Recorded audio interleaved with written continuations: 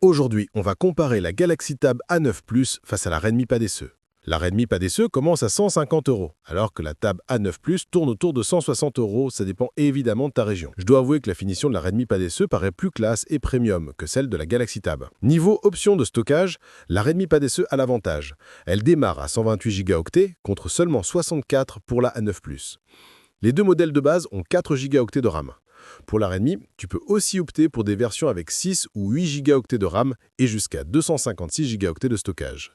La Galaxy Tab existe également en version 8 Go de RAM avec 128 Go de stockage. Les deux tablettes ont un écran de 11 pouces avec la même résolution de 1200 x 1920 pixels et un taux de rafraîchissement de 90 Hz.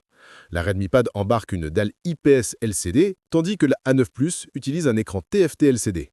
Normalement, tu verrais une grosse différence entre ces deux technologies, mais là c'est étonnant, les deux écrans sont assez proches.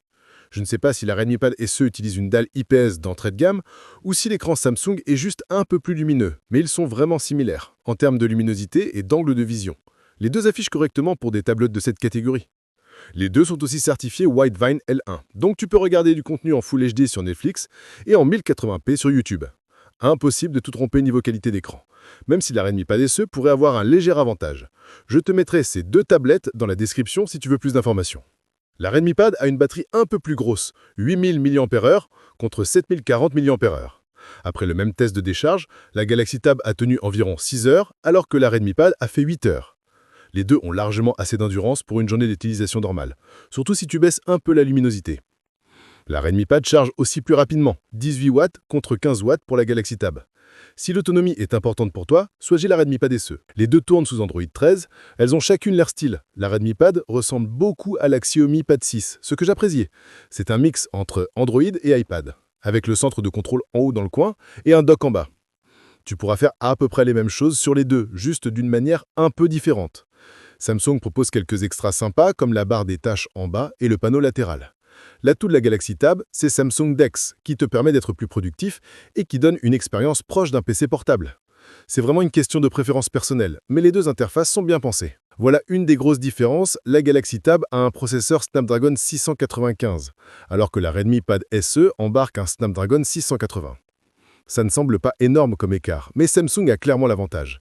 Dans les benchmarks Geekbench, la Redmi Pad SE a un score GPU vraiment faible. Les deux ont assez de puissance pour les tâches basiques et le multitâche, mais la Galaxy Tab se sent plus fluide et réactive quand tu navigues dans l'interface. Les applications et les jeux se lancent aussi plus vite. Tu auras de meilleurs taux d'image et des meilleurs graphismes sur des jeux comme PUBG Mobile et Asphalt 9 avec la Galaxy Tab. Si tu comptes jouer, choisis plutôt la Galaxy Tab. Surprise, les deux gardent la prise jack. Et elles ont toutes les deux 4 haut-parleurs avec Dolby Atmos. Elles sont bien puissantes et c'est difficile de départager laquelle est meilleure. Le son est vraiment correct sur les deux. Comme on peut s'y attendre pour des tablettes, les appareils photo ne sont pas exceptionnels. Tu as 8 mégapixels à l'arrière et 5 mégapixels à l'avant sur les deux modèles. La qualité est peut-être légèrement meilleure sur Samsung, mais c'est ce qu'on attend des tablettes d'entrée de gamme. Pour les visioconférences ou les réunions Zoom, utilise plutôt ton smartphone, tu aurais de bien meilleurs résultats. Au final, les deux tablettes sont de bonnes options pour un budget limité. La Redmi Pad SE a une meilleure autonomie et un écran correct. Ça dépend évidemment de tes besoins. Mais ce qui pourrait me freiner pour choisir la Redmi Pad SE plutôt que la Galaxy Tab A9 Plus, c'est les performances moins bonnes. Je te mettrai ces deux tablettes dans la description si tu veux plus d'informations.